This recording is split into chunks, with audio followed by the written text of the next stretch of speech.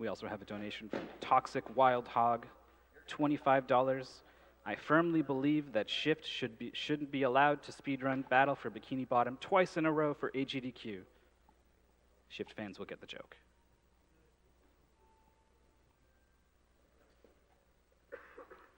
Also, you did in fact hear me say that correctly. The next game is SpongeBob SquarePants Battle for Bikini Bottom. Every now and then, a game inexplicably takes over the speedrun community. And SpongeBob SquarePants is one of those games. Suddenly found itself an entire community of players. And they've really pushed the game, so look forward to that coming up in just a moment.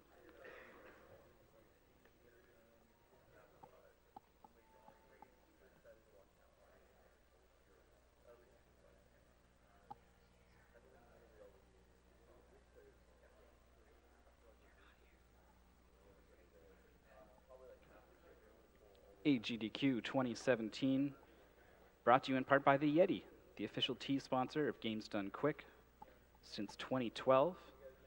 This is their 10th Games Done Quick that they've been a part of. And in celebration of that, each shirt you buy will now give $4 towards the Prevent Cancer Foundation, as opposed to $3. Shirts are only $11. So you can go to www.theyeti.com/agdq. That is THEYETEE, and get your shirts today.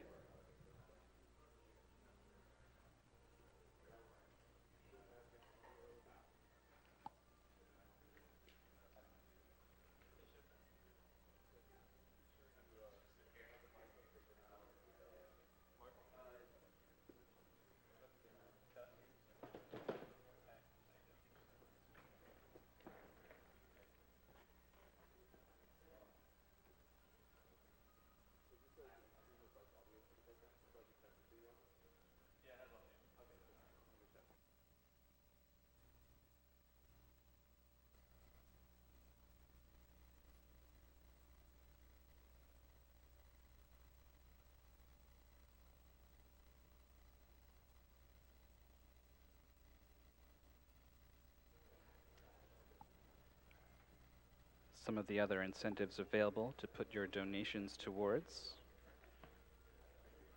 TaskBot is going to be playing a game. You get to choose whether it will be from Nintendo or Valve. Currently Valve quite ahead, 12,200 to Nintendo's 6,600. So if you want to see TaskBot play some Nintendo, you need to get those donations in. You can also name the Dark Souls 3 character. Robbie Rotten way out in front with 7,700, followed by Mammy Nova at 5,400, and The Champ at 2,700.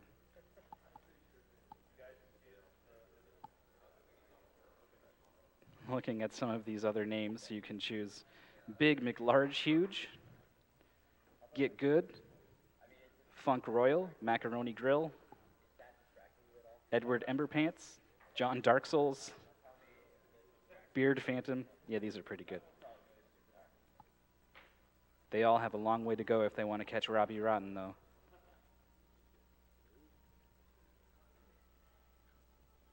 One thing you do not have to donate for is the Prince's Glitch exhibition.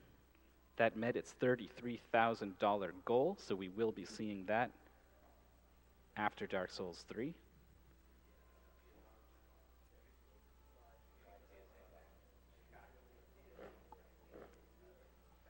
There's the Wind Waker file name. Iwata, way out in front with 4,100.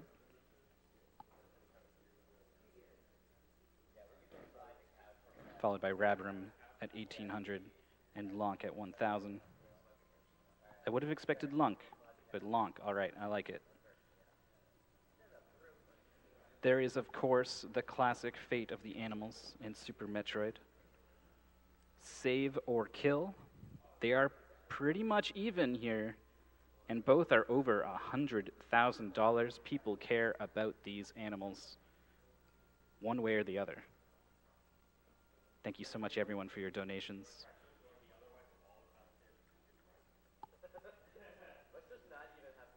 In a new option this year, how should we handle the final boss of Undertale?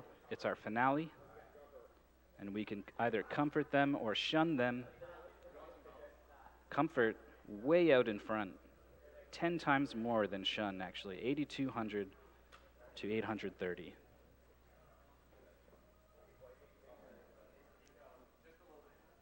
So if you're feeling like you don't want any hugs today,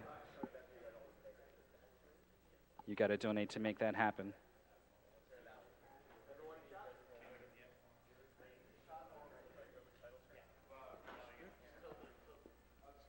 I especially recommend donating towards the Super Mario Bros. Lost Levels 2-player, 1-controller run.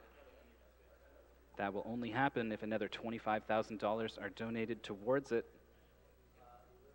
That is going to be Andrew G. and Big John, each with a hand on the controller, playing together to beat arguably one of the hardest Mario games. I also recommend donating for the bonus task, Revenge on Gradius. TaskBot showed off Gradius at Agdq 2014, but some desync issues caused them to move on to other games. It did give them an opportunity to talk about what it means to desync, but we did not get to see the wonderful tool-assisted run by, I believe, a Delicat. And it pulls off some really interesting things, really fun, one of my favorite tool-assisted runs. So I would really like to see that on stage. That has $8,000 of the $40,000 required for that to happen. So think about that when you get your donations in. Speaking of, we have a couple more in. Raycaster donates $50, says, "Shut up and take my money." Unfortunately for him, I'm going to keep talking and say Denif donated $50 for swag. Great run, TMR. Thomas Ford donates $100. Just received my first paycheck after finishing university. I've been watching for years and am so glad I can finally donate. Keep up all the good work. Auntie Corhonen donates $500.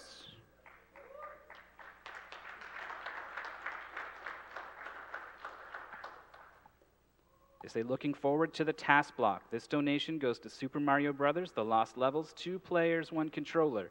Let's get there. Greetings from Finland. Thank you so much. Anonymous donates $75. Greetings from Edmonton. My first Agdq, and I'm loving it. Keep up the awesome work.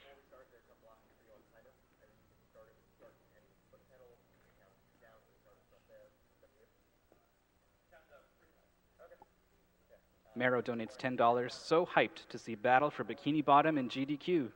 Congratulations once again to everyone who worked to make this game faster. You've earned it. I'll donate my entire life savings if Shift can get 5.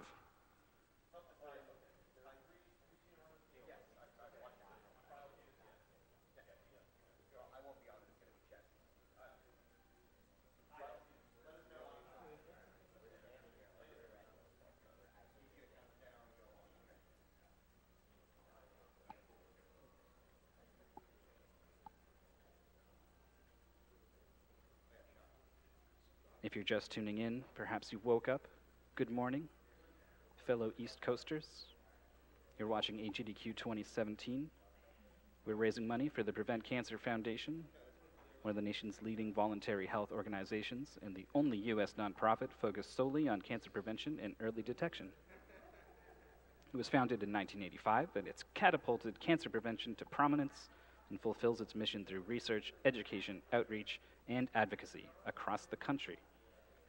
For more information, visit preventcancer.org. All right, guys, we are ready. SpongeBob SquarePants Battle for Bikini Bottom. Let's go!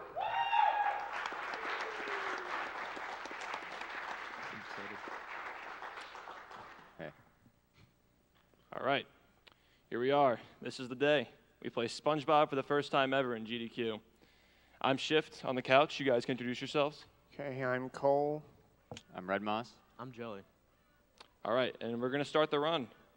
Now, we're going to start on go, okay? 3, 2, 1, go.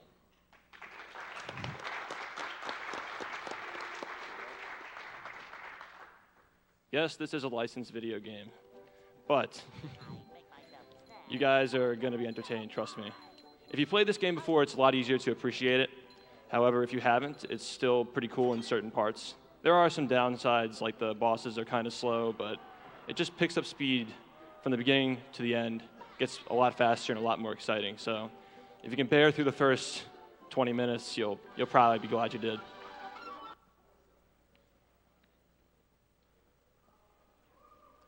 So we're coming up to the first major exploit now. This is the glitch that disables the hand that drags you out of bounds. Now the reason why we need to do this is because the hand blockades you when you try to leave the map. So by doing this trick where we leave the loading zone with the hand out, technically the game knows that the hand is out but it hasn't left yet, so we can leave and the hand is there. So it never comes back. So now we can just jump out of bounds. And that's pretty much used for the rest of this run. In different categories, there are tricks where you bring the hand back and do stuff with it, but for this particular category, we leave the hand out for the entire run. And yeah, this game is pretty goofy, but if you bear through that, you might be surprised. Okay, so this is the first out-of-bounds trick in the run. So that spatula is usually out of bounds, and we're going to exploit by grabbing that spatula. We can warp to it now. Usually we need to talk to Gary to get this mission, but since we grabbed the spatula out of bounds, we can just warp to it and just skip that whole part of the level. Now we're coming up to a trick until a few months ago was previously thought to be only task viable, but through lots of practice, we've made it consistent. And it's very difficult, so let's see if I can get it. This is called hammer skip, and it is not fun at all.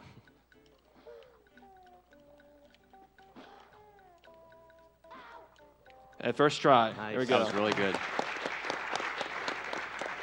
Near perfect execution. So Now, excuse me? Yeah. Oh, so if you're unfamiliar with hammer skip, basically it's an AI manipulation on one of the most unpredictable robots in the game, and then relying on a one-frame jump to get up without a ledge grab. So that's very impressive to get that first try. Yeah, there is another method for hammer skip where you skip the jump into the water, but that's extremely precise, and it only saves 1 second. I only go for it when I'm trying to get a best segment, really. Fun fact, in current world record, the only mistake in the run is hammer skip, because I was doing a no reset run to practice for this marathon, and I just continued, and it turned out to be a really good run. Okay, so that was a cutscene skip, and one thing I like about this game is that a lot of the cutscenes and text box you can just skip right through, so it's a lot of gameplay. And we're also coming up to a damage boost now. And we got the one-frame jump. We're going to skip the ledge grab. All right, so far this run's been frame perfect. This game runs in 60 FPS, by the way, so one-frame jumps are also very inconsistent because there are 3 different hit-stun cycles for SpongeBob, and you have to hit the one frame after his hit-stun cycle ends. So you have to know the timing for all 5 of them and know when they come in to be able to hit those consistently. So now we're just going to annoy Squidward. He tells you when you enter the house, why don't you just jump around like an idiot? That'll at least make me smile. So then you literally jump around like an idiot, and he gives you a golden spatula for it.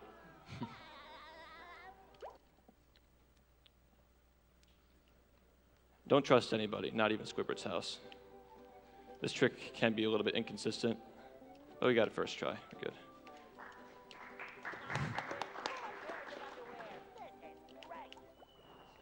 So now we're headed to downtown Bikini Bottom, which is the longest segment in the game. We actually have multiple splits for this when we do it with live split. Shoutouts to Woofer.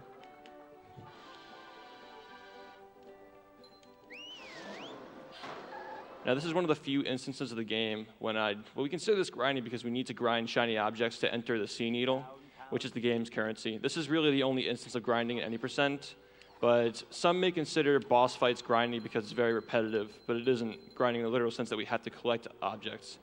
this one section of the game is the collectathon part. But for everything else, we pretty much skip all the toll booths and areas that cost money. And spatulas. There's another place where you can grind shiny objects too in a later level, but I don't think it's as fast as this method, at least in any percent. Yeah, in any percent it isn't viable because we have the hand enabled. Like I was mentioning, we have to disable, my bad. Like I said before, there are some categories where we take the hand out and bring it back in, and that's 100% where we go to the museum and do grinding there. So we're only going to do this one around like a half of a time, and we're going to head over to the sea needle after that. Now, if you played this game before, I'm not going to explain everything that's going on here because it's just a lot to take in, and the tricks are very minor. But if you play the game before, you might get excited when you see the stuff that we do to get to the sea needle in the fastest way possible.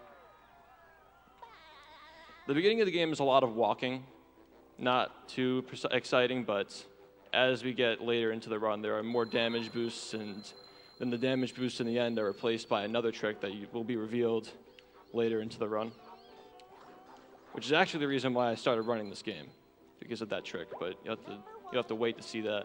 Got to keep you guys on your seats. Or on the couch. Okay. So this is just a no damage boost, AI manipulation. We get him to taunt so we can jump on him.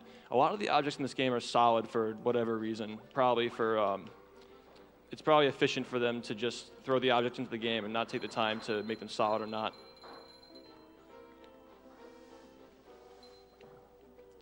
So you might notice that we're also collecting these socks, and you'd wonder, why are we collecting socks? Well, you also might wonder why Patrick collects socks, because he doesn't wear shoes. We actually turn in 10 socks for spatulas in this game. It's kind of like a blue coin in Super Mario Sunshine, where you trade in the socks for spatulas. So we need 30 socks in any percent to finish the game, because we need 3 spatulas from those socks. Here comes the sea needle. Now, this part of the game is pretty precise because there are some tikis later in the later cycles that damage you if you hit them straight on. So you have to be very precise about your movement and make sure you hit the right tikis on the right cycle. If you miss a tiki, the whole cycle gets thrown off and you lose a lot of time.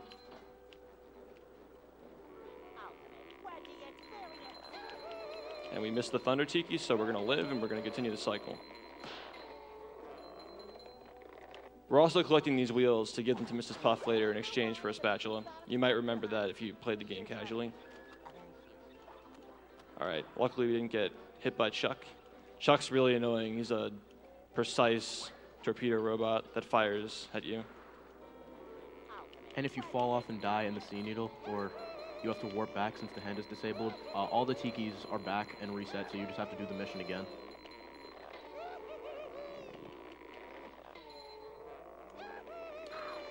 All right, not very fast, but we still made it.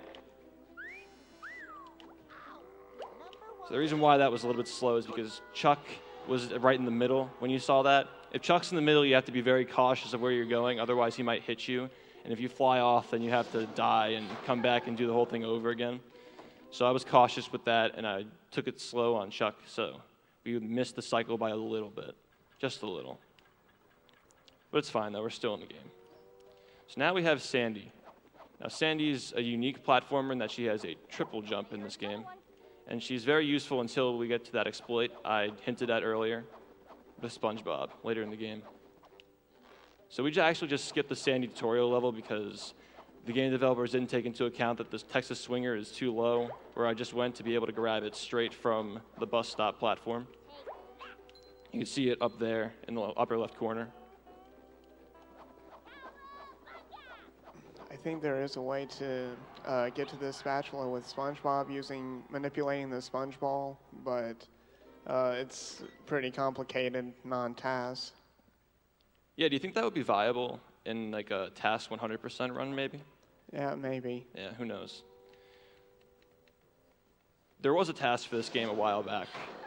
It was more of like a, the one that most people would know if you've seen a task of this game was not really like a full-on inhuman strat task display. It was more of like, what would a perfect run be like if a human did it, and did a lot of one-frame boosts and stuff with the similar route to RTA.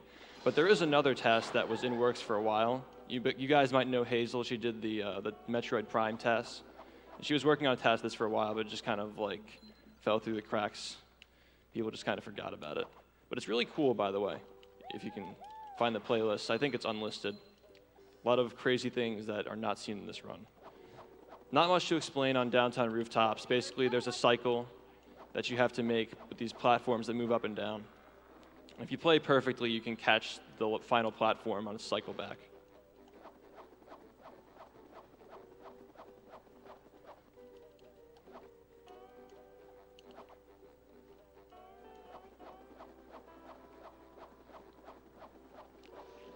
Downtown is a very slow, grindy level. About that Tartar robot, sometimes if you get bad RNG, the other robots can just push it away, so it's impossible to jump up, and you have to like, you lose a lot of time because you have to like find an alternate way up. Yeah. I got decent RNG there. The best RNG is when it pushes it toward you just so much that you can jump on it early. And then you can get a ledge grab off of it. But sometimes if it pushes you too far, you can't grab the ledge. This chuck usually isn't an issue. He just kind of fires. Nice shot, dude.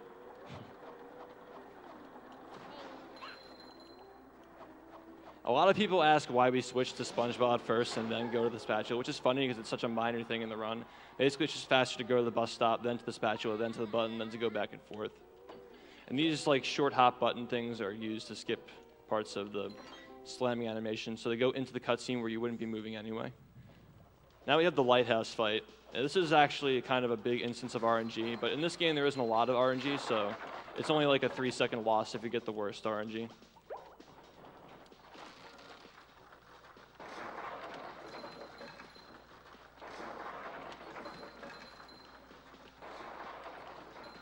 All right, here we go. And we got, okay, that isn't terrible. It isn't the worst possible spawn, but it is the third worst.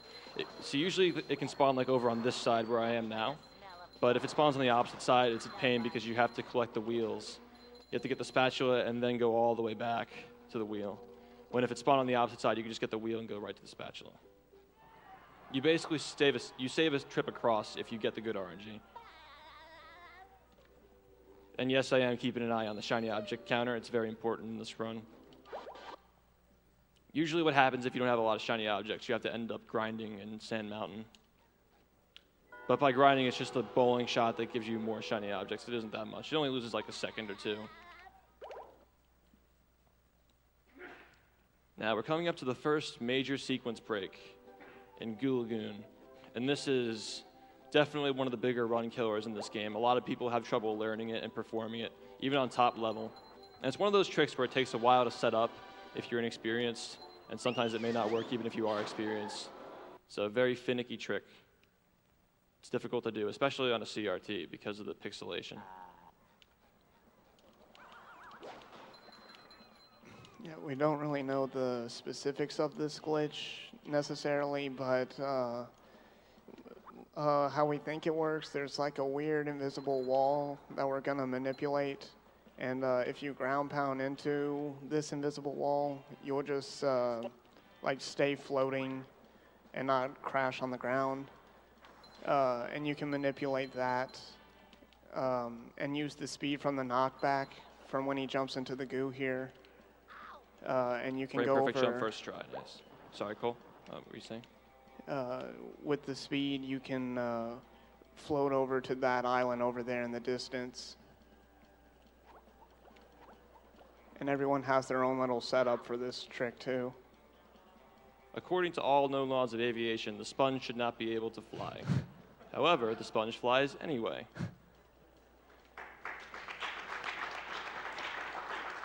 Oh, that was close. Oh. All right. This second one's pretty free. On this second sponge glide, however, it's kind of hard to get it. Yeah, the face is pretty interesting, but it's kind of hard to do this, but if your lineup is so bad, you can actually miss this loading zone that we just went into, and you'll just fly forever. That's the face I made when I found out this game got into GDQ.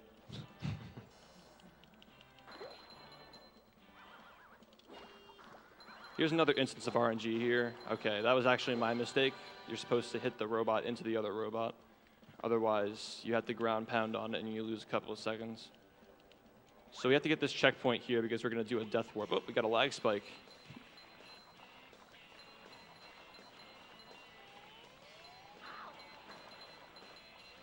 This is a pretty precise jump here. Oh, I missed it. Okay. Well, that's fine. We can make up for it later with more shiny objects in Sand Mountain. Okay, now we're going to Death Warp. This isn't water, by the way. It's goo. A lot of people make that mistake. Like, why is SpongeBob drowning in water? It's goo, man. Do you watch the show? All right, tower climb. For some reason, these flags are solid. We aren't going to question it. We're just going to exploit it. And first try, let's go.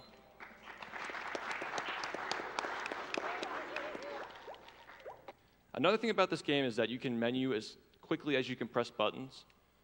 So the menuing is very difficult, and there is a loading penalty if you miss menu.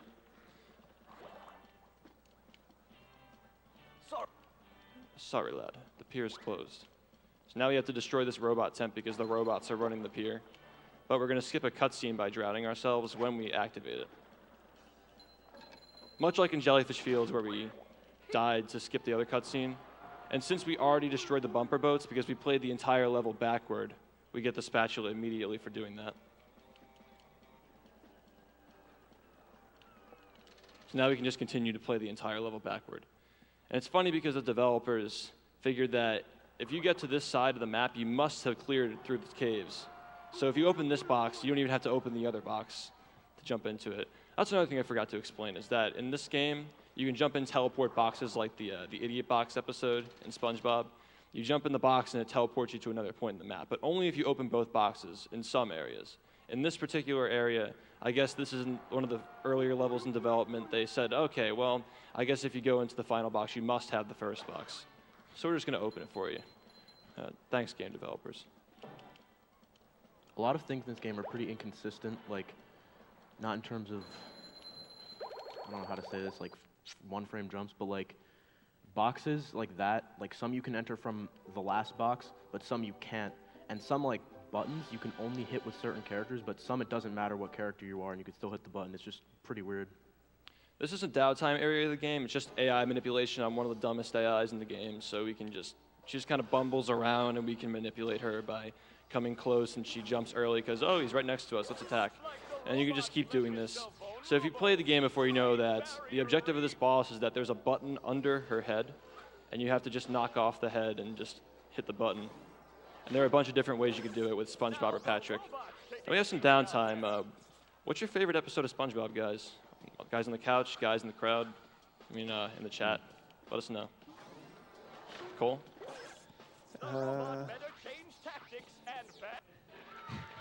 Maybe Hello Neighbors, I think, is the title. Hello Neighbors. How about you, Red Moss? Shanghai, boys. Shanghai? Yeah, it's a decent one. Bang Shanghai's my favorite, too. Yeah, it's good.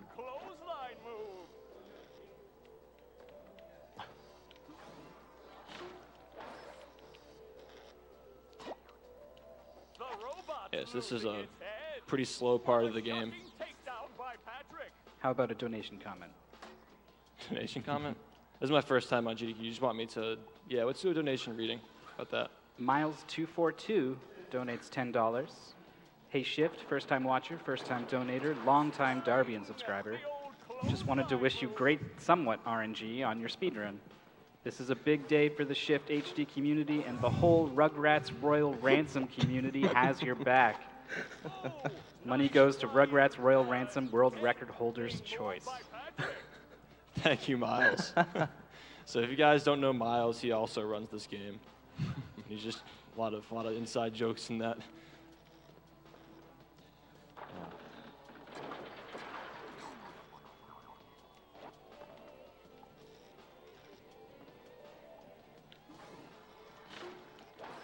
Funny fact is that Miles is actually cooperative with Joseph A. Costello, the YouTuber. He works on that channel as well. So we always joke about it. Like we always go in his chat and we say, "Hey man, love the pranks," even though he's just like plays SpongeBob. All right. Don't worry, guys. It's almost over. We actually got a lot of comments coming in. People are loving Bikini Bottom. Like Patricia Escobar donates $5. Battle for Bikini Bottom is the game I dove headfirst into speedrunning with. It means the world to see it here today. This is from my grandma Eleanor and grandpa Frank, two wonderful people I didn't get to meet due to cancer. This event is all about saving our loved ones from cancer, so doesn't it make sense to save the animals?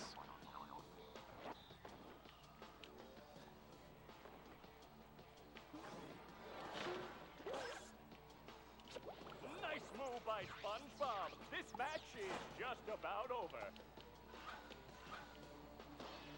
Yeah, man, congrats on getting into this game. It's a lot of fun. It's definitely a good pastime, especially if you're having some hard times. I know myself, I was having a hard time when I first got into this game, and it was like a nice distraction from all the things that were going on in my life. So definitely has a big spot in my heart as well.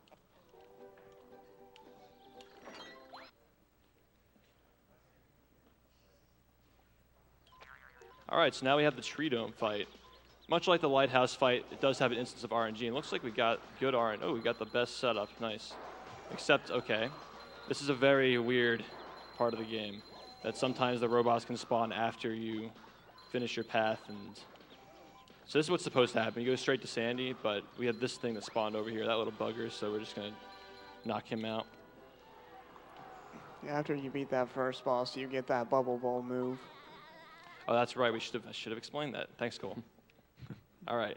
The bubble bowl move is very important because it lets us, well, at least in RTA, it lets us do this trick because you need the bubble bowl to hit that button.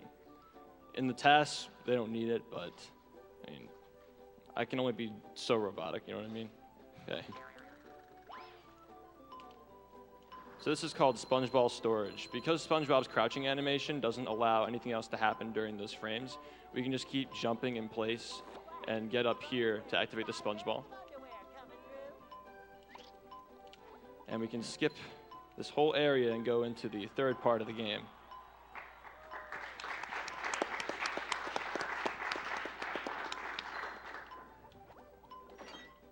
Now we go into the chum bucket. You'll see this again later. We need to go here at the end of the game. But there is a pretty easy spatula in here that we need to get to Robo Patrick, which is the second boss in the game. All right.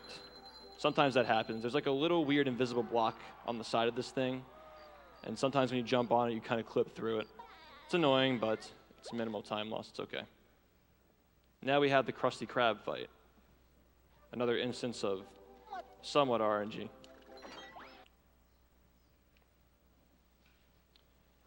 So right here we have another Chuck. And that isn't the problem, though. The real issue are the robots that spawn on the ground. So we'll see what happens. All right, we got a decent setup. Did get hit, though, so we lost some time on that. Now we're coming into Dream. This section is all about damage boosts and crazy tricks that kill a lot of runs. I'm sure the people who run this game are cringing right now because they know what's about to come. The one and only Forbidden Skip. Now this skip is somewhat random because the spikes are very inconsistent in their trajectories, so hopefully we get it within a couple of tries. Ooh. Yeah, that happens occasionally. Sometimes you grab a block and it sends you under.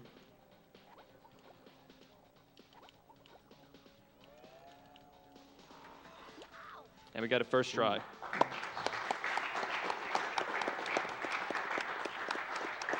Another funny fact about those blocks is sometimes you can grab, they're like extremely glitchy. Sometimes you can grab and you end up inside of the block, like you grab into it. It doesn't make any sense. But those are like the two things that could happen. Sometimes you grab and it sends you inside or it puts you under. Now we're going to go to Squid's Dream. We need to get a warp there for later.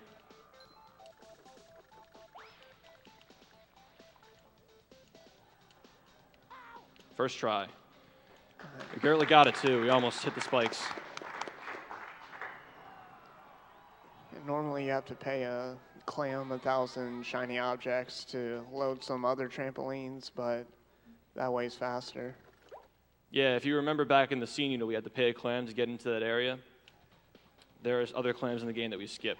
Much like the tower climb, when we climb the flags, that's another place where you usually have to pay, but we skip it to make the game less grindy. and more about fun. SpongeBob getting shot all over the place like we're about to do now. And first try, we got it. Yeah, all these tricks take a lot of practice to be able to pull off. I actually uploaded a beginner route tutorial for people who are interested in running this game, and I cut out all 3 of the tricks that are in here just because people get very frustrated when they're first learning the game. More of the tricks you add later in when you get more experience. So now we have to go to the Merma lair. It's part of the reason why I love this game as a SpongeBob fan myself. There are so many worlds in this game that are true to the show, and there are many references. We're going to skip this part, but you'll see maybe if I have time after, I can show you guys the invisible boatmobile is in this level.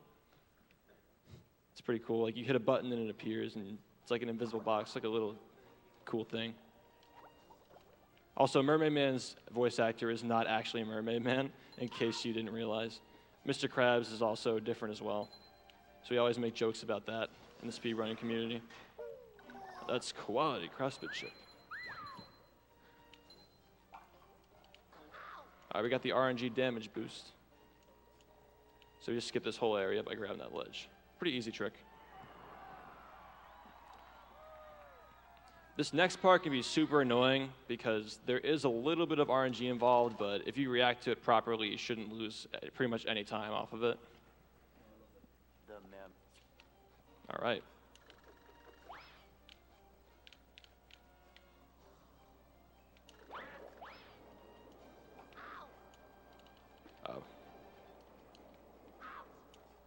All right, we got the recovery. It's fine. Okay. Damage boost to get that sock. Now we have to come back to Patrick and do these throwing challenges. Patrick is more of the heavy lifter, macho character in this game, which is funny because he's Patrick. And he's just kind of like a sloth.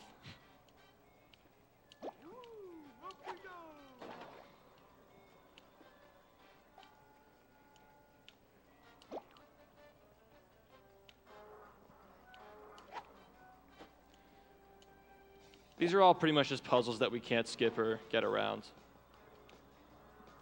Yeah, these watermelons have some weird hitboxes, so you can just attack in the air and it'll somehow destroy the fruit. Yeah, especially in that one area we exploited that I just did there. That was the instance of RNG, by the way. The cannons can fire in random directions and trajectories and speeds, and it's just really annoying. Sometimes you get hit, but if you're careful and you're experienced, usually you won't get hit. There's also another glitch that you might see, but it's very rare. It's called the phantom melon or the ghost melon. Is that when you throw the melon over here and you hit the buttons, sometimes you can walk right through and you have to get a new one.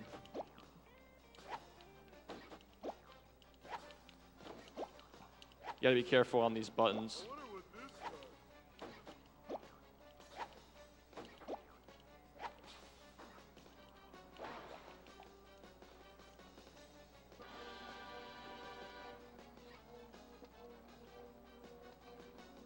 Now we're coming up to another slide skip. It's a momentum glitch. We can store momentum on the side of the slide and jump off to skip this whole area. It's another sequence break.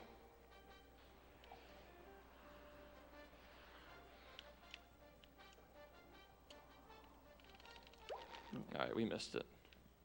That's fine, though. We got the minute save in Shadow Temple. We're good, guys.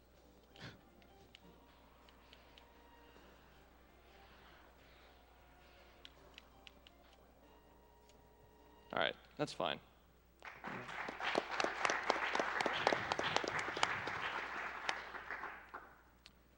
This is actually a prawn fight. You guys probably don't remember prawn from the show, because I don't either. I think you might have just been mentioned once or twice in one of the Mermaid Man and Barnacle Boy cartoon episodes. But I always feel like they missed an opportunity to have a Man-Ray boss fight there, but we're going to return to prawn.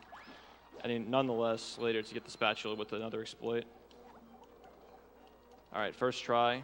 On that, we got the invisible ledge that we had to jump on. It's pretty inconsistent. All right, there we go. Security tunnel. Hopefully we don't get bad RNG here. All right, that button's really tricky. Sometimes you can miss that. I know some of you out there had trouble with that button when you were playing this game casually. Or if you're speedrunning, it's a very annoying button. The trick is you have to fire the bubble bullet at max power, and you usually get it. All right, so we're going to be pretty tight on shiny objects here. I'm probably just going to do, oh yeah, that's right. So we missed the stack on the sliding goo lagoon, so of course we're going to be under by a little bit. I'm just going to bowl a stack as we're going into Sand Mountain, and we'll probably be where we need to be. We need 1,500 to get into the gate, and we might just barely miss it if I don't do that. And when I say bowl a stack, that's just like, in the community, that just means we get shiny objects. You bowl a stack of tikis and get shiny objects for it. Bowl a stack. All right, so we're going to go to Sand Mountain now. We need to activate these blocks again to get a cycle. Oh, all right, I lost my momentum there. Hopefully we can still make it.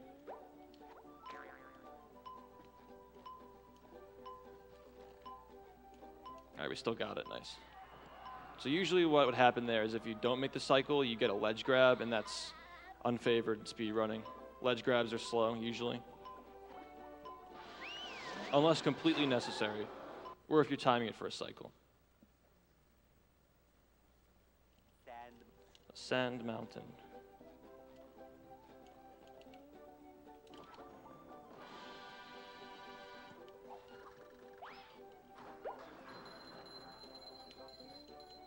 Okay.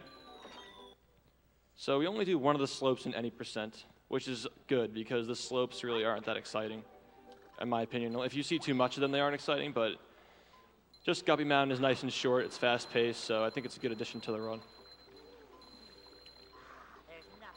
This is where we have to get all of our shiny objects back. So the order of tikis that I hit, which ones I hit, they're all important to the run. There's another slide where there's like a weird checkpoint like behind the slide, and if you activate it and have the hand grab you, then you'll go like halfway through the slide, but it's really tricky and not worth it in runs. Yeah, it's also, I don't think it's viable in any percent. Yeah, because you have to re-enable the hand. Yeah, also in 100% you have to get the Larry Time challenge. There's like this weird thing that Red Moss and I were working on where it's like you can damage boost off of a chuck missile to get to the finish line in reverse.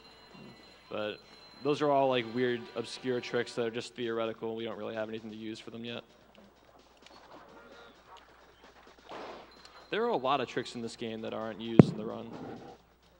They're all cool though. Maybe I could show some off if we have some time.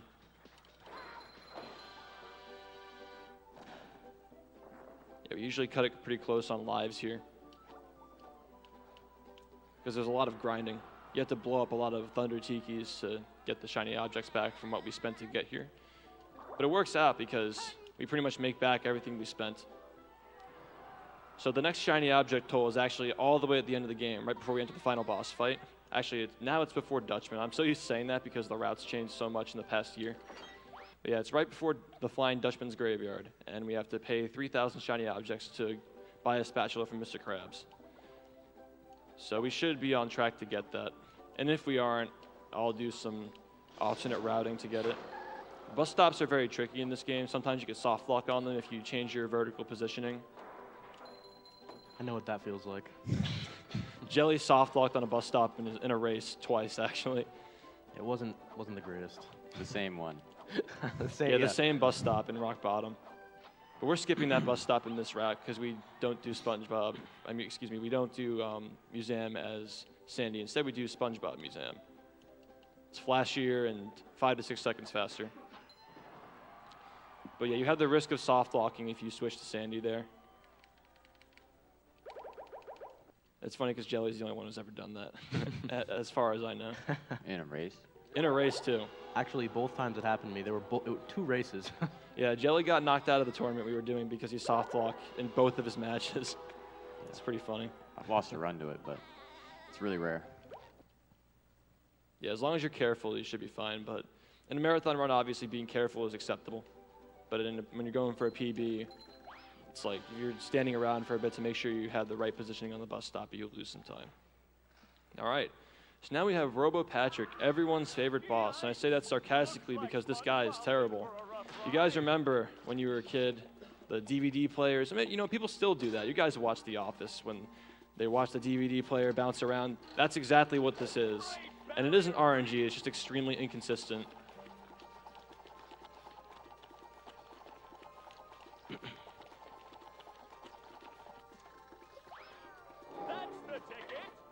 So basically what he's holding in his hand is it's like an ice cream cone made of toxic waste. It's like a barrel of toxic waste. There's ice cream on it. So he spits at us and like twirls around.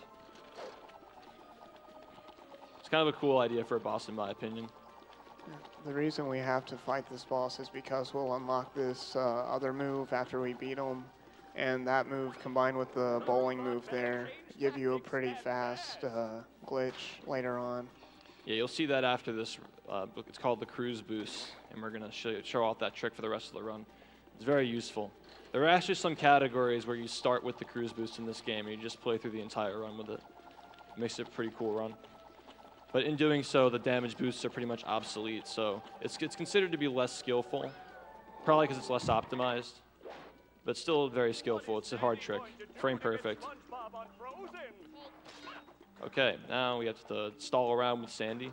This is actually the final time that we use Sandy to do anything in the run, so say bye to Sandy. We see her again a couple of times, but that's only because you have to spawn into the level as Sandy, and then we just immediately switch to SpongeBob. So the reason why I'm standing here is because he does a vomit cycle after this, and by getting hit early, he does taunt, which would theoretically lose time if you got taunted anywhere else.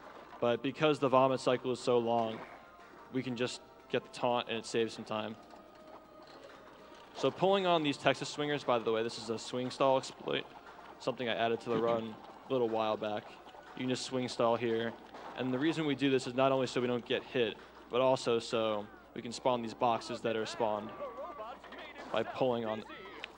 Oh no. Oh. That's annoying. Okay.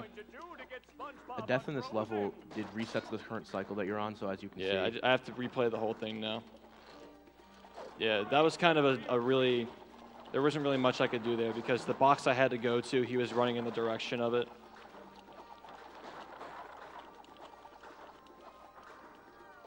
Yeah, sorry you guys have to watch this again. There's a weird glitch that can happen on the last hit on this phase, where if you hit the goo just right and then switch to SpongeBob, you'll just like sponge glide up into the air, just float away from the level, and then you're forced to restart the whole boss.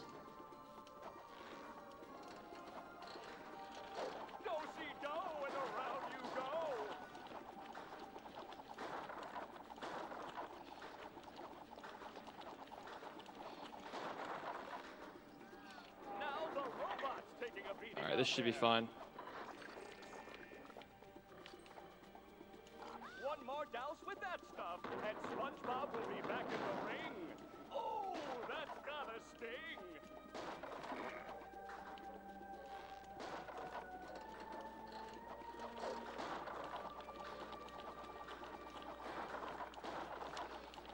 So after we finish this part, hopefully we don't drown again, but we should be fine.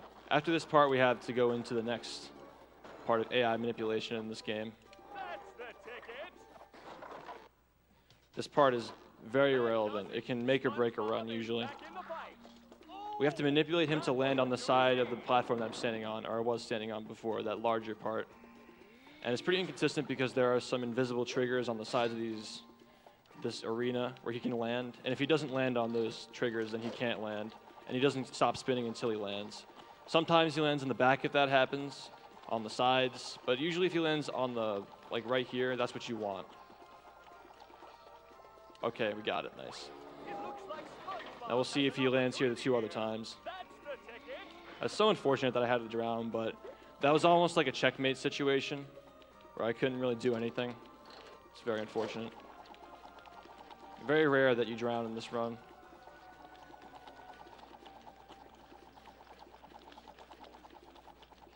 This is looking good to me.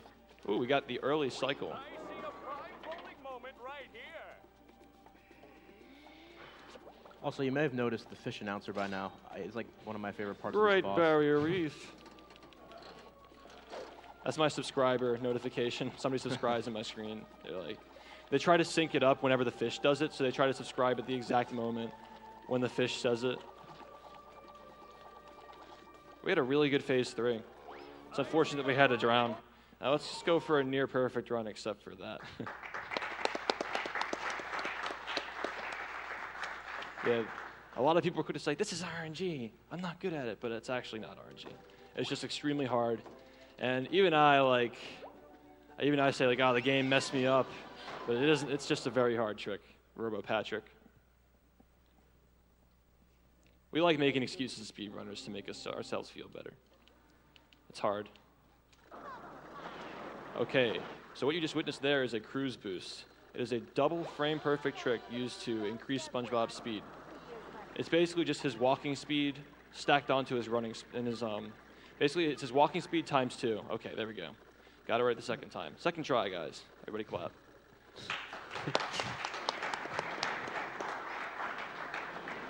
English is a hard language.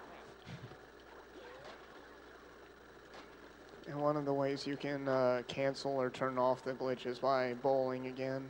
So that's why he does it and loses all of his speed. Okay.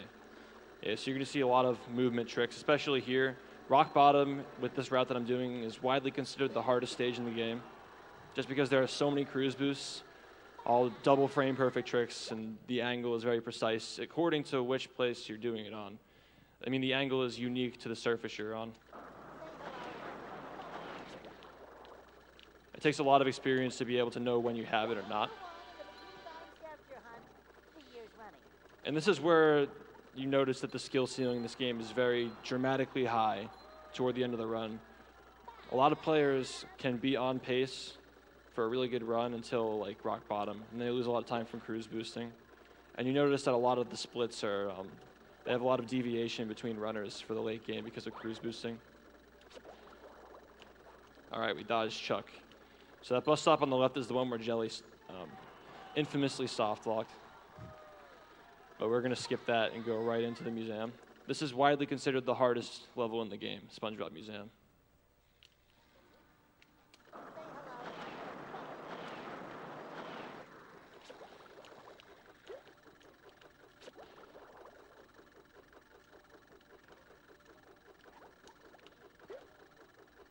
All right, we recovered it. We missed the cruise boost, but we still recovered it. Now we have to skip the ledge grab here to be on pace for the cycle. Basically what we're doing is we're grabbing these tires to clip through the laser walls because SpongeBob can't be pushed when he's in his grabbing animation. All right, we got it first try. Nice.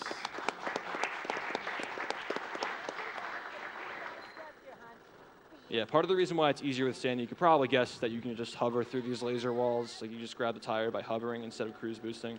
Also, her ledge grab animation is very long, which is bad in downtown if you get a ledge grab, but it's good here because you have more time to do it. SpongeBob's ledge grab is very fast, which is why it's a lot more difficult to play it with SpongeBob. Not to mention the frame perfect tricks and the cycle you have to meet. All right, so now we're kind of doing the Goon strat where we play the entire level backward and do the abuse with the spatula warping.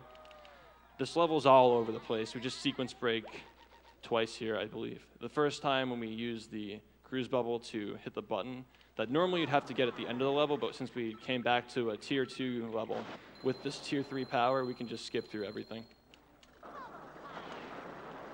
Cruise boosts are looking pretty good so far.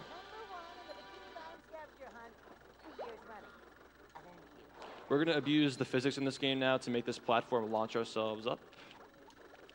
Get the spatula. Now we have the Trench of Advanced Darkness. I've seen a lot of runs get lost to this trench. You just fall infinitely because the hand doesn't grab you. They get to reload the level. Let's see if we can get it.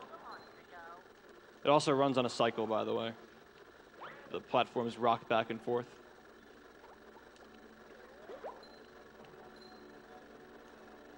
And we got a first try, nice.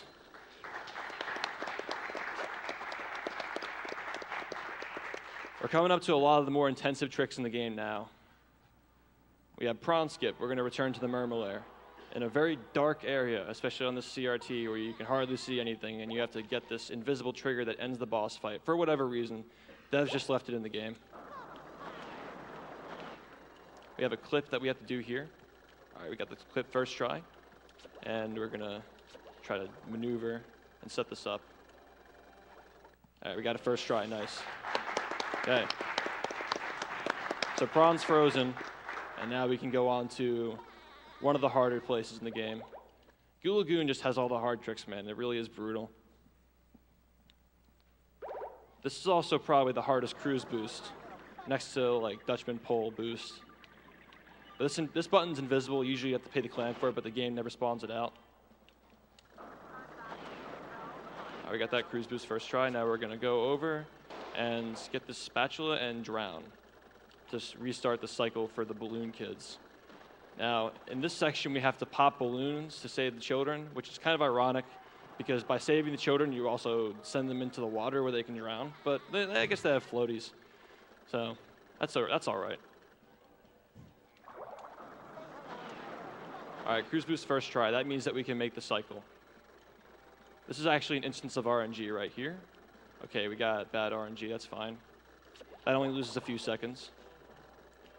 That means we have to just turn around and get that kid an alternate way just to be safe. It is possible to hit that kid, but you have to be able to react to which way the pillars are moving, and it isn't really marathon viable. Nice. I thought I was gonna miss that one because I was like on pace to miss it. All right, we got it. So this is pretty much it. We got the kids. We're gonna see.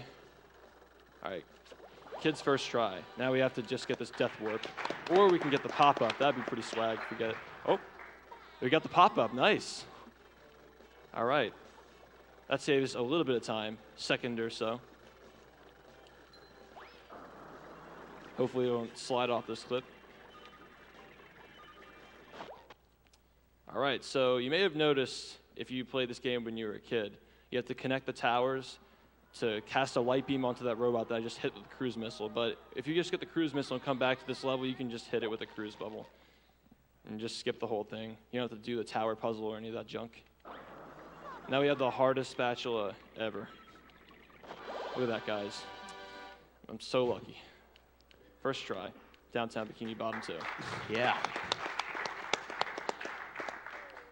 That button's a little weird because you would think you would be able to hit it by like spinning it or using the bowling move, but the only way to hit it is with that cruise bubble. Yeah, and if I recall, people back in the day, Cole, they like to try to clip out of the map with Sandy and hit it with a kick. Yeah. Right? Yeah, and it didn't work.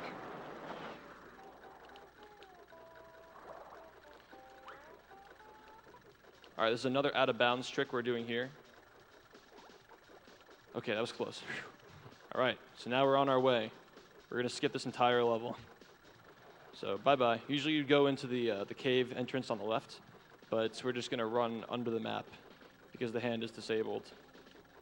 Just skip this whole Jellyfish Caves area. Coming up is a clip back into the mat, which is sort of tricky, but pretty consistent if you practice it. But after that is rock skip, and that's one of the run killers in this game. It's a very hard trick.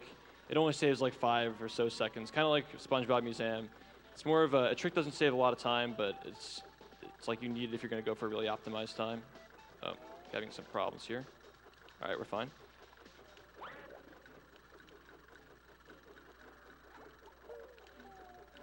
And first try, we got rock skip.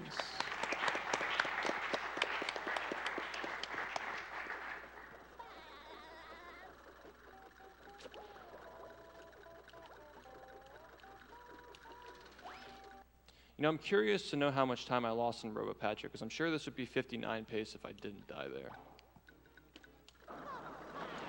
When I say 59 pace, I mean sub 1 hour pace. Because I haven't really messed anything up except for that, right? It's like some very small things. Just like barely sub 1 hour pace, if so. So if I had to guess, this is on pace for like a high 101 now, maybe. Which is all right. You had that weird death in Dream, but that's the only thing I could think of. Yeah, exactly. Small things like that. Also, C-Nudo was not optimal. That's true. Yeah, that jump in Mermail Hair. Yeah, that too. All right, so maybe it was like a low 1 flat pace.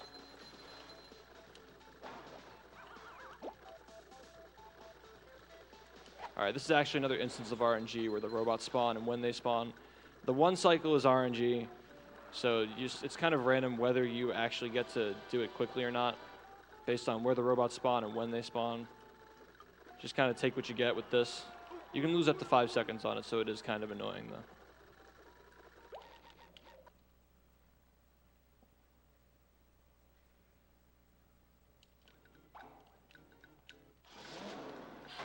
All right. Now we have to climb Spork Mountain and go to the King Jellyfish. Another extremely difficult area of the game. I say that sarcastically because this is a tier 1 boss level that we return with the cruise bubble, so we can just exploit it to beat it very quickly. Yeah, it's kind of a meme in our community that I've died on this boss before. You'll Not see just why once, it's though. funny. Oh, not once, yeah.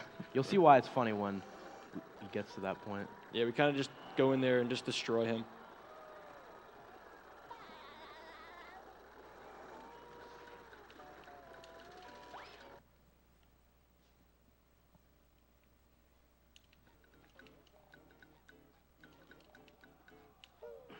All right, I'm ready.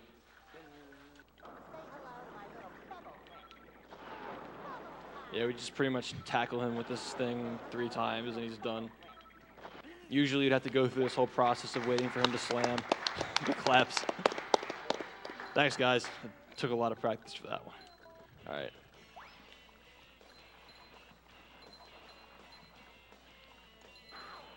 All you have to know here is just not to be frame perfect, because if you jump on the slide too early, you can get a frame perfect jump that just kills all your momentum. It's useful in the SpongeBob SquarePants movie game. It's like it's used to skip places, but in this game it isn't useful. It just hurts your time if you get it.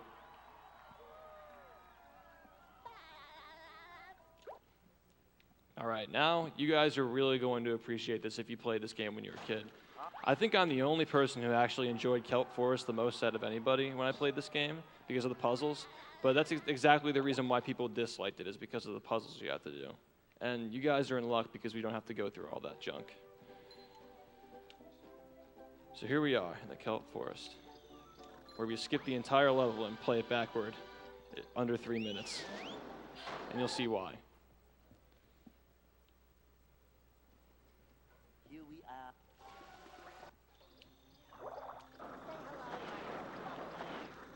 We're just going to exploit this here and just go backward, and then we're going to go right into the place where you would exit the kelp slide. And you'll see the spatula is right here waiting for us. We don't have to go on the kelp slide at all. So now we have to exploit the Mermaid Man time challenge, and this is actually kind of funny, because usually you'd have to take his time challenge and go down the slide to beat his time, but we can just activate the trigger by doing that. Let's get a cruise boost for speed, jump in this box, and just activate the trigger right here to finish the time challenge. Record time.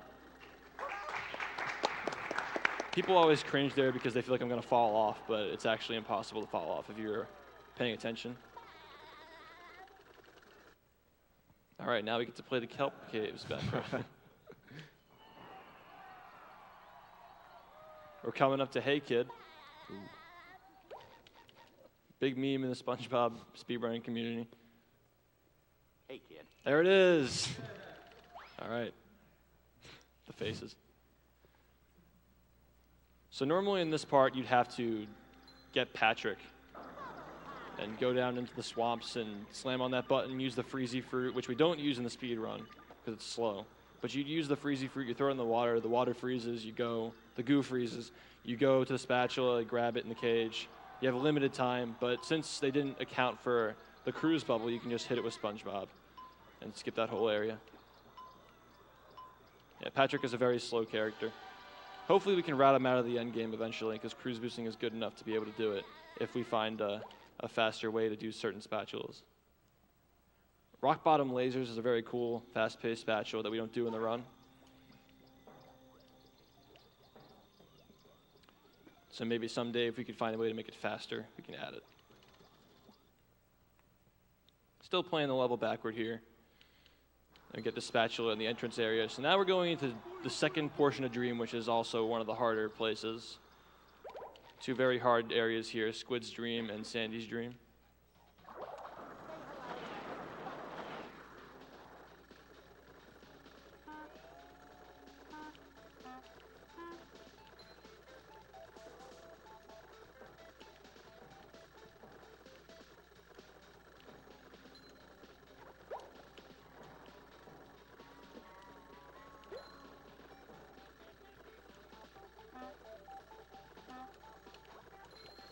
And we got Squid's Dream first try.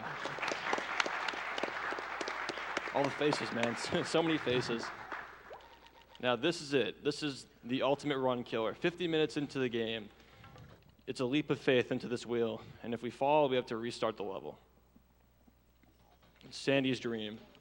Everyone hates this trick. It is the worst trick ever.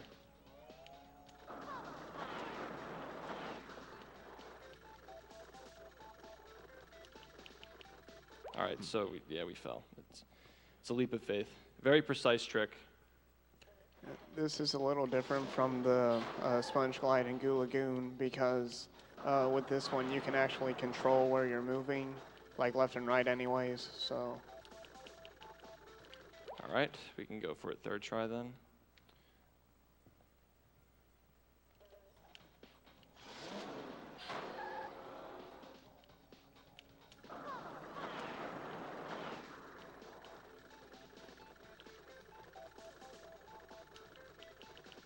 All right, we got a third try.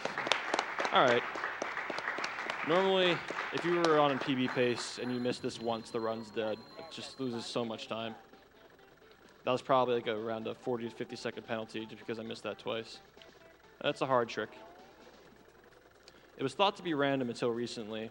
We understand how it works now, but there's still no setup for it, so it's still very inconsistent. That's probably what I'm going to work on once I get back from GDQ, is making that trick consistent. So now you have this whole portion of the Dutchman's Graveyard, some of the harder tricks in the game. So that Krab, Spatula. So now we're ready. We can go into the Dutchman's Graveyard, and then we go right to the final boss after we trade in some socks to Patrick.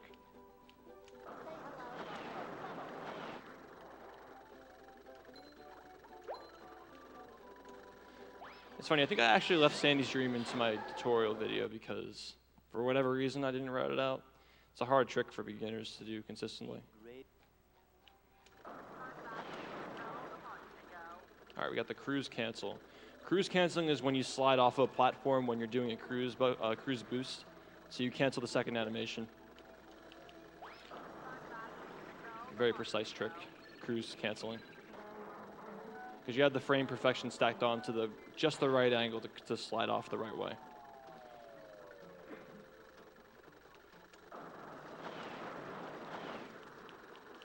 More Chuck nonsense over here.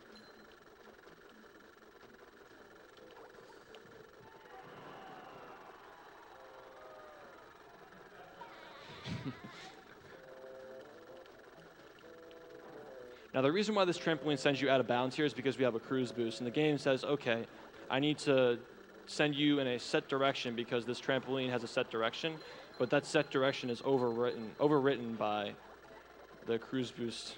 So we get to move in whatever speed we want, in whatever direction we want.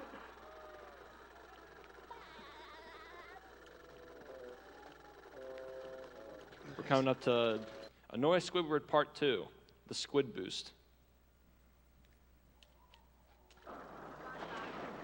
All right, we got a cruise boost off of Squidward's head, and we're going to go get the spatula, much like in Jellyfish Fields where we skip the bungeeing section. We're going to do it here. And again, same concept, we just warp to the spatula to skip that whole first part of the game, this level. Now we have wall jump skip, a very precise trick. See if we can get it first try. Almost got the cruise cancel on that. And we got a first try, nice. Cannons. This area is actually very fun to watch and play. A lot of crazy movement here. We have to activate the cannons to destroy the robot ship that attacks the Flying Dutchman ship.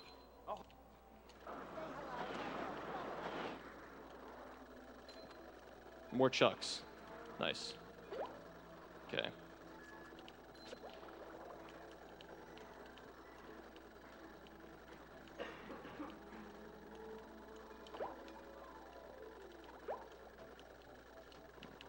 first try cannons.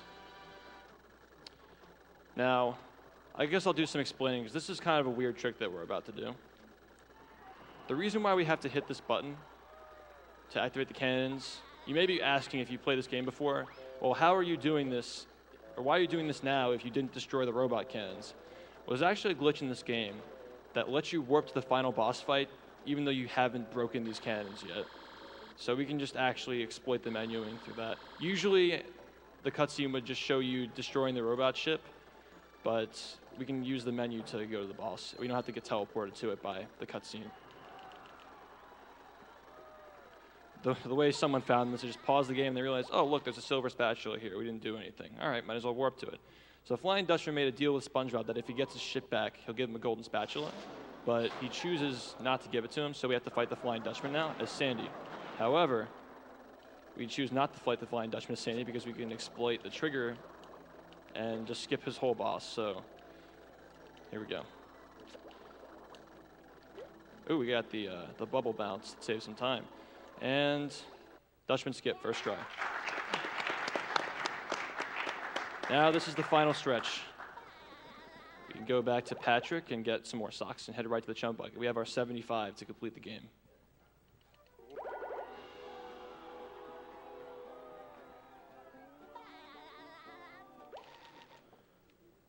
And the final boss battle will be a lot faster than the other bosses. Oh yeah, it's actually kind of funny. Again with the trigger exploits.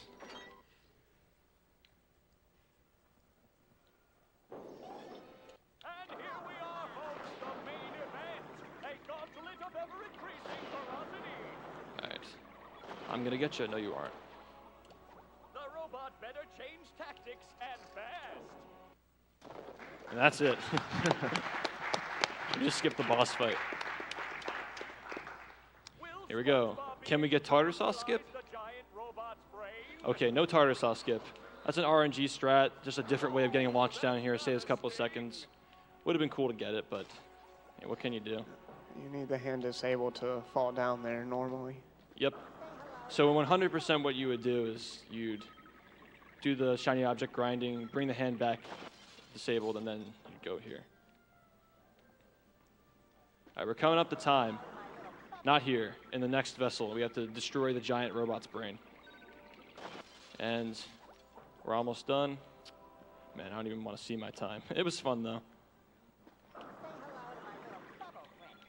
And we're coming up, and time.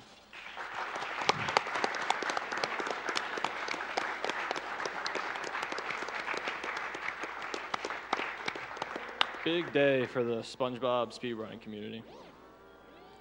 Took us years to get this game in, right, Cole? Yeah, like 4 or 5 years. Yeah, we had to. That's why we had to get Cole out here. We all raised money to bring him out. Cole was the original runner of this game. He helped with a lot of the routing. He found a lot of tricks. It's pretty much like gave us the baseline for what this game is today. We probably wouldn't even. None of us would be here without him right now. So I'd like to give a shout out, personal shout out to Cole right here on the couch. Everybody give a round of applause for Cole. Also, I'd like to give a shout out to Hazel, who's somewhere right now. She's a really talented tasser, and she actually was the original router for this game. She had a world record back in the day, and she was working on a task for this game. Might never be finished, but it's very impressive if you want to take a look at it. It's unlisted. I could probably post it in my chat if you guys come along sometime.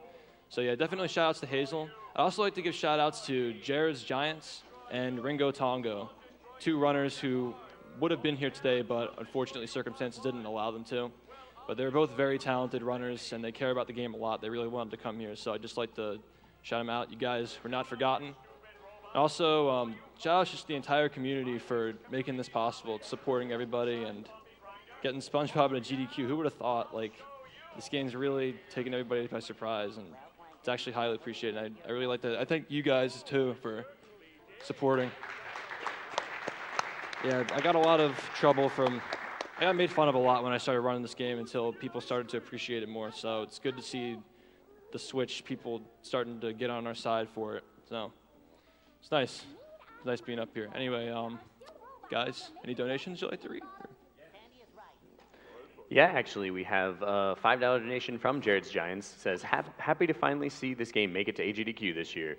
The game and community have both blown up in the past year alone, and I'm glad to have been here to watch all of it. Good luck, Shift, and hate 'em, my boys on the couch. Yeah, the world record's actually improved by 10 minutes since this time last year. It's pretty incredible, and we thought the game was pretty optimized when it was a 103. So it's really fun to see this go along. Also, there is, if time permits, there is one thing I'd like to show them.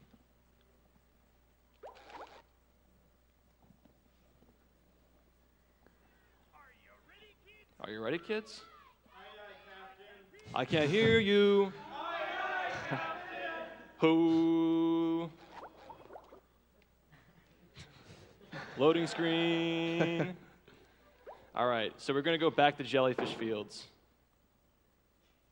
And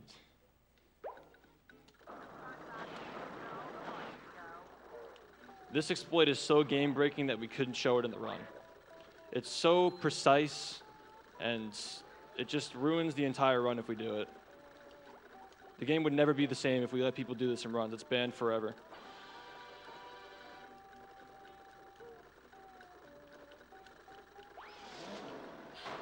It's the unspoken glitch. Nobody's allowed to talk about it. Nobody's allowed to do it. But I'm here to show you today. It's a very special day. So here we go. Hey, SpongeBob. Woo! Thank goodness you're safe, Patrick. Well, of course, SpongeBob. Why wouldn't I be? Well, the robots and the... Oh, yeah, I found this. I don't know what it is, but it looks important. Thanks, Patrick. I tell you what, all that running around has left me pooped. Why don't you continue on for a bit? Okay. SpongeBob SquarePants, Battle for Bikini Bottom, guys. Again with the English. Thank you so much, guys. Thanks to all of you for letting me come out here. I know it was kind of a leap of faith with a SpongeBob game, but hopefully I put on a good show. Thank you so much, guys.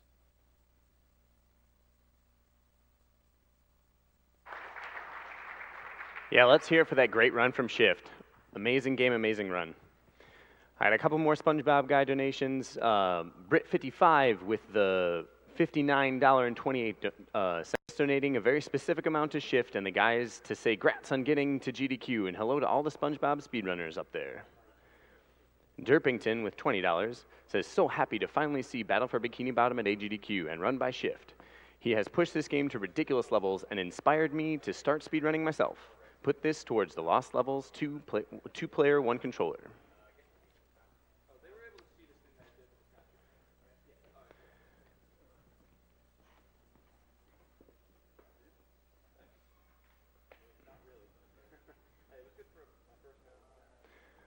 We have a $200 donation from Team Frog Nugget. Says, choosing something to say was harder than choosing to donate. $5 from Pasta Man. Agdq and Sgdq are the highlights of the year, less than 3. $80 from Erased85. Thanks for everything that you do.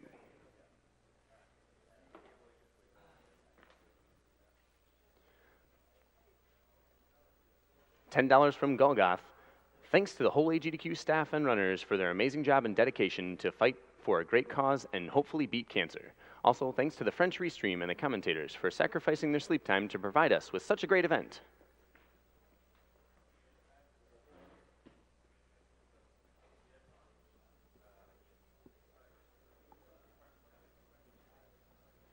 Plankton donates $59.75, says, just got some of those amazing t-shirts, best lineup of merch to date. Here's the rest of my donation budget. I heard the animals say, if you kill us, you're gonna have a bad time. Sounds like a good idea to me. Putting half this towards killing the animals and the other half to fighting the super hard genocide boss.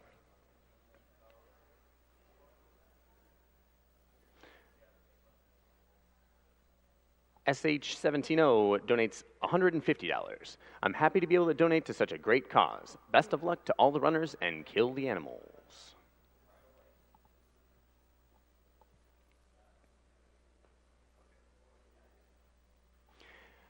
Alex97 donates $100.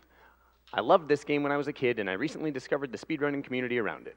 I was pleasantly surprised by it. I'm happy to be a part of such a great community now, and I hope it gets even better. Good luck to Shift on his run. Yay for SpongeBob and nay to cancer.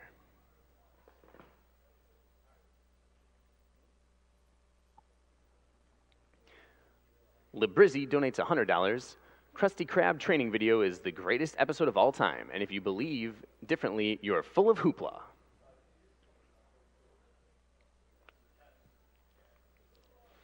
A spiky block with the $10.59 donation. Greetings from SpongeBob's Dream. Long-time run killer, first-time donator. I heard there was some sort of skip you needed me to help with. Something forbidden. Money goes to Shift's Choice.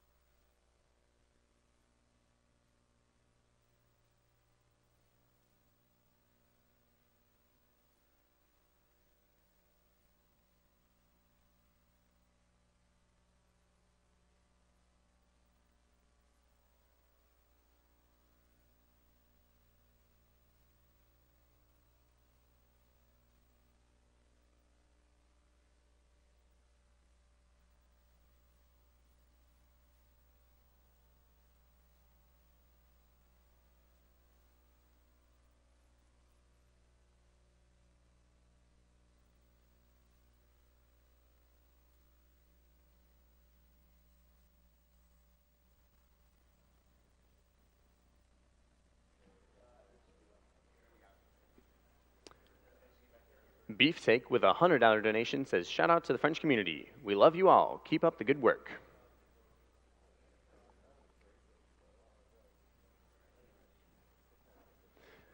And now we have an interview. Darkman will be interviewing the runner Shift, and it should be great. All right, welcome back to Awesome Games Done Quick 2017. I am Darkman, and with me here is Shift, who just completed the SpongeBob run. What's up, guys? Shift, congratulations. Thank you. All right, I'm going to start off with a question for you. First, try to explain to me, why SpongeBob? Well, actually, my younger brother, shout outs to him, Steve, I know you're watching right now. He showed me the game, like a task of the game. He thought it was an actual player doing it, so all the tricks were crazy, and I was like, wow, this is so cool. And eventually one day I just said, you know, let's just try to do some tricks. And then it turned into, you know what, let's just try a run. And then it was, you know what, let's just go for a world record and get the game into GDQ. Right. That's pretty much how it happened. So, I mean, were you like a huge fan of like SpongeBob growing up? Is that kind of Yeah, definitely. Yeah. I love SpongeBob when I was growing up. Not new SpongeBob though, like seasons 1 through 3. Yeah. After the movie, it was a little questionable. So.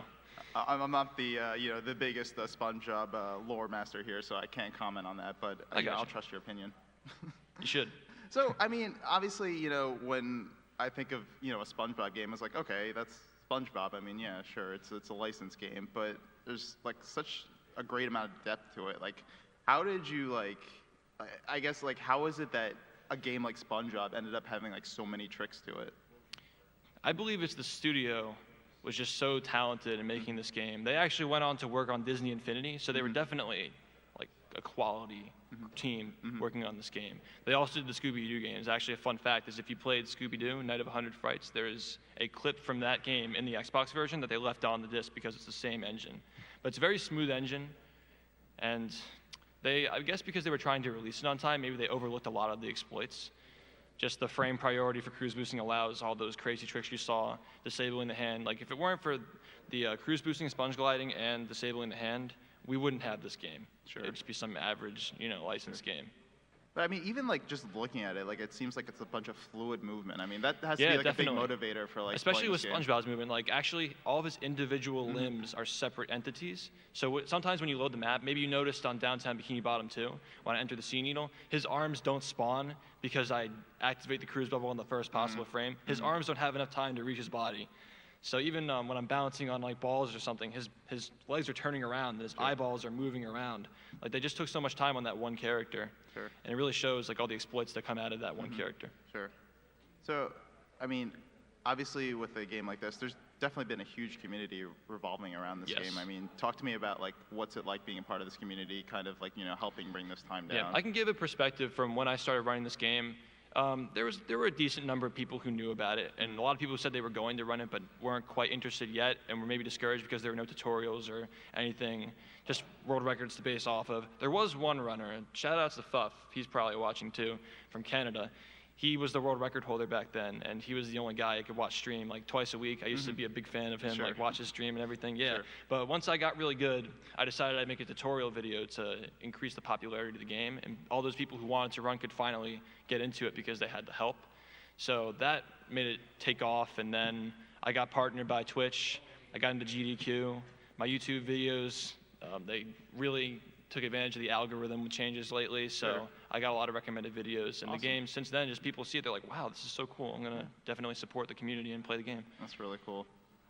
So, I mean, this is obviously the first GDQ you've ever, is this the first I've one ever you've attended? I've only been a speedrunner since April. Oh, okay. Yeah, but I put a lot of time into this game, so I mean, like, bounced out. what were your thoughts heading into the run? I mean, you must have been feeling a little bit nervous. A little bit, yeah. I was really worried about Sandy's Dream. As you saw, it missed twice, but there's no consistent setup for it yet, so yeah, it happens. That's like the run killer and everything. Forbidden Skip was first try, though. It's pretty good. The Robo Patrick thing, I just got kind of messed up because like the box that I had to jump on, he ran into it, so I got pushed off. It's and understandable. It's just something, yeah. Listen, nobody's perfect in their Exactly, marathon nobody's runs. perfect, except for in world record. Then it's like, okay. Yeah, they have higher expectations. That's right. Yeah. But yeah, so that's why I was worried. So overall, you didn't feel nervous playing in front of a bunch of Twitch viewers? I mean, I do that anyway, but not this many. No. A few more. I was definitely like, I took some advice from some people who said that, like once you get up there, you get nervous, and yeah, my hands were cold, and I was like, ooh, I don't know about this, but yeah, and then after that, it's just like it sets in a little bit, and you do your thing. Okay.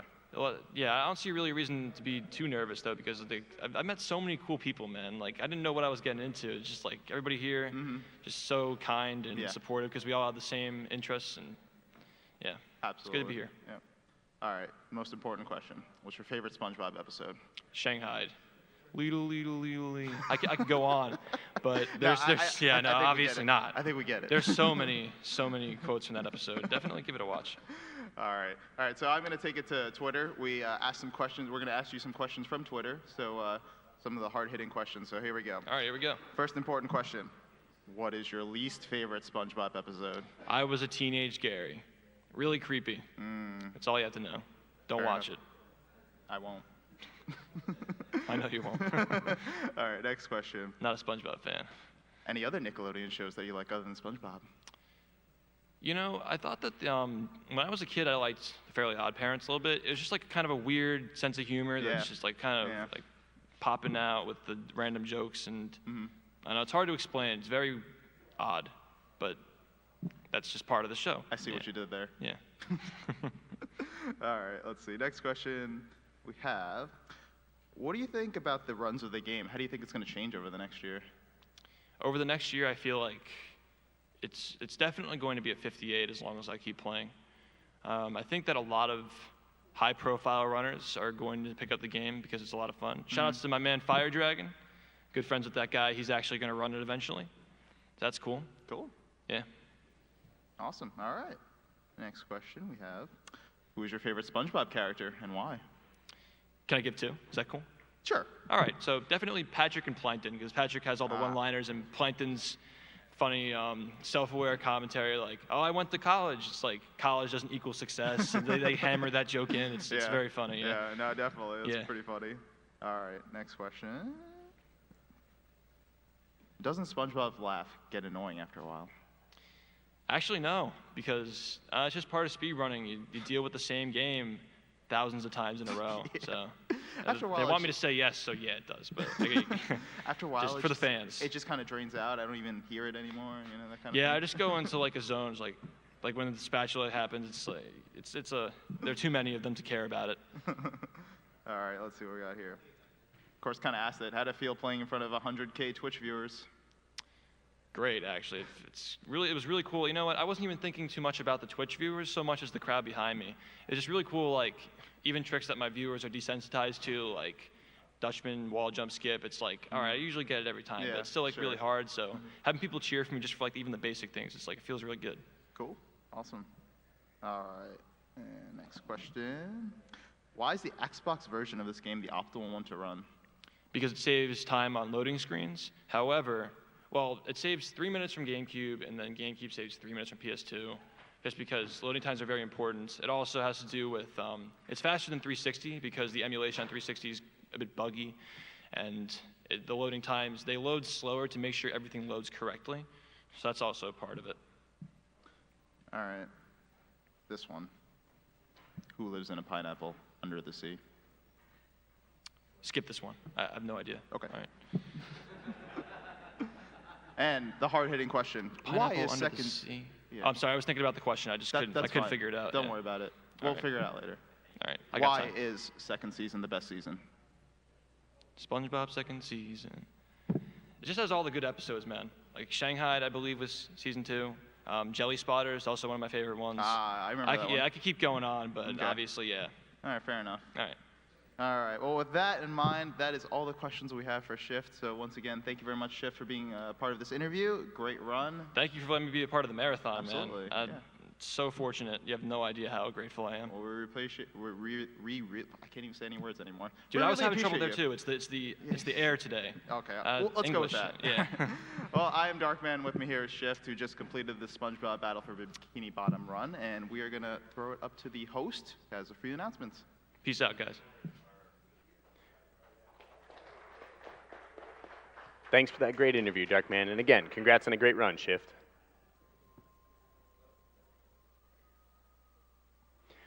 Shoutouts to World9 Gaming, which is a premier computer, console, and arcade gaming provider for events across the Midwest since 2005.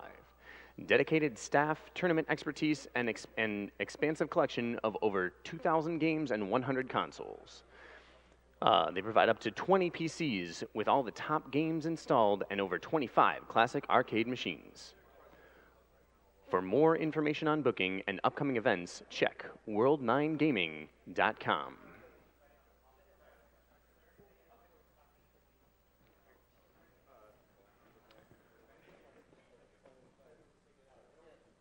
One last throwback to that SpongeBob run.